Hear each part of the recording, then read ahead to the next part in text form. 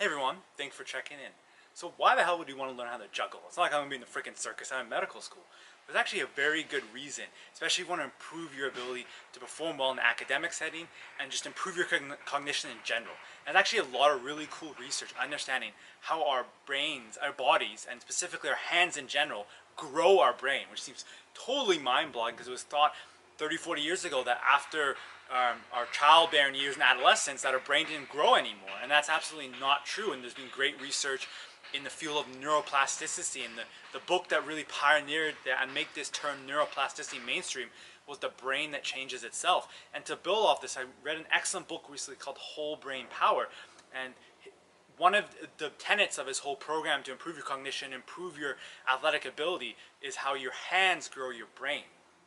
And there's been actually legitimate, scientific, rigorous done studies, some in the UK, some in Germany. I can, off the top of my head, a couple of the research papers I read, and they show that when you take a group of volunteers and you teach them how to juggle, you can see significant increases in gray matter of the brain on MRI scans. So there's some debate whether it's a true signal or a true effect, maybe it's other noise, but for the time being, it kind of builds off what we've seen anecdotally with handwriting, and you go back to an excellent book called Think Like Leonardo da Vinci, and talks about certain handwriting exercises, etc., how to improve your cognition. So it's a pretty cool way to think about just something as simple as juggling can improve your brain. And unfortunately, if you already know how to juggle, it may not help you anymore, just juggling, because you've already learned it. But if you take someone who has never juggled, juggling naive, and you teach them in about a 3-month period, their gray matter increases by 4%. Whether that will improve cognition, memory, attention, etc., is not 100% clear yet. But why do you want to wait for that research? Why don't you try it out for yourself? For me, it's definitely helped. The whole brain power has really helped take my cognitive level to a whole nother level, especially as medical starts, because medical school is really intense, much harder than undergrad and grad school. So I've kind of given you the reason why you should learn. And we talked about how your hand grows your brain. You're like, why the hell would your hand? Like, your hand's so tiny. Why isn't the rest of your body? Why isn't it running? And running is definitely good. Other cardio, because you're getting increases in brain-derived neurotropic factor, and it actually helps create more neurons in your hippocampus, which is your main memory center. But why would it just be stuff with your hands and things with dexterity, using both sides of your brain? And the reason doing stuff that requires you to be ambidextrous, such as playing the piano, juggling, playing tennis with the other hand, playing ping pong with the other hand, is because essentially our two hemispheres of our brain are completely separate except for the corpus callosum. And the corpus callosum is just a fancy word for the fiber tracts that connect our right and left side of the brains.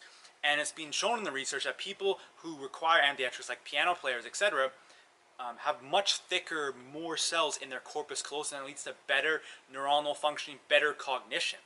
And why is that stuff with the hands help? There's something called the motor homunculus theory.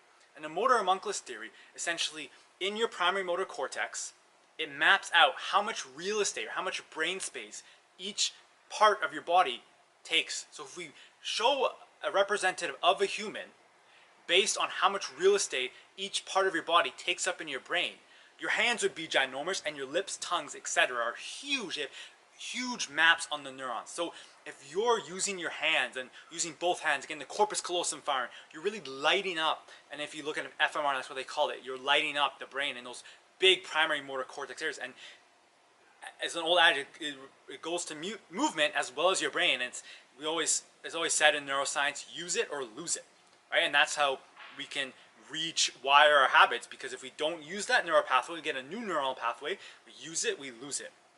Right? So if we're using things, our brain's going to grow, it's going to fire more, it's going to be used more, and our brain, just simplify, we can think of it as a muscle, right? If I want to get my biceps bigger, what do? I do a lot of bicep curls. Probably not the best thing if you want to improve your movement, etc.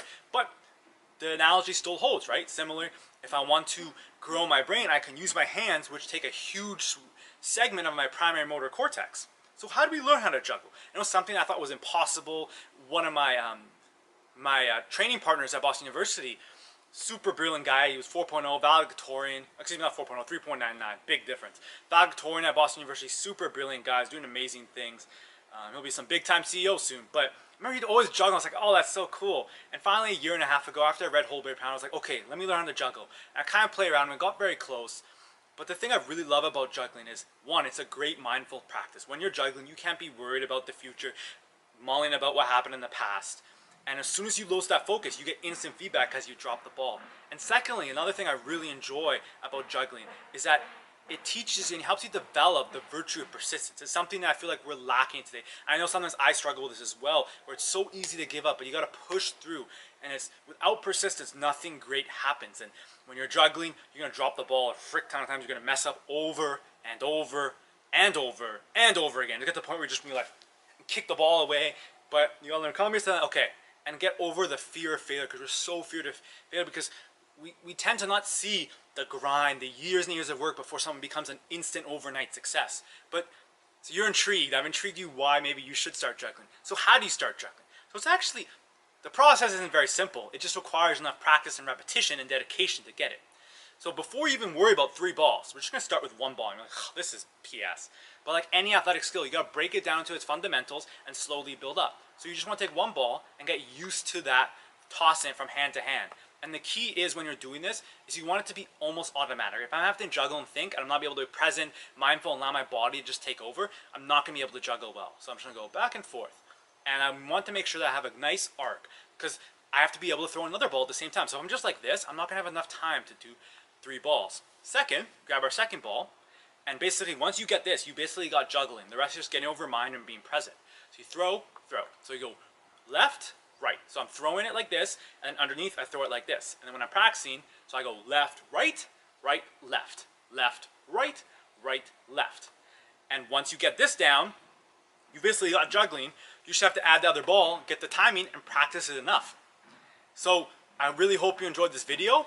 In the comments below, let me know other ways you use your hands to grow your brain, and how is your juggling practice going. Any other tips you have for anybody else out there who's trying to learn how to juggle or struggling with it. Maybe some concerns you're having. Maybe I can help troubleshoot, etc. So let me know. I really hope you enjoyed this video. If you did, please give it a big thumbs up, and make sure to subscribe to get more awesome videos and follow my journey through medical school. Thank you.